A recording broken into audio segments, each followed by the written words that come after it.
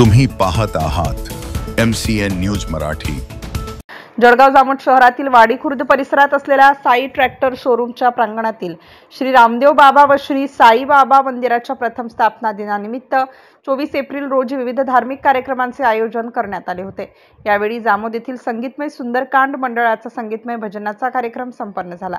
त्यानंतर संध्याकाळी 8 वाजेपासून रात्री उशिरापर्यंत उपस्थित भाविकांसाठी महाप्रसादाचे आयोजन करण्यात आले होते।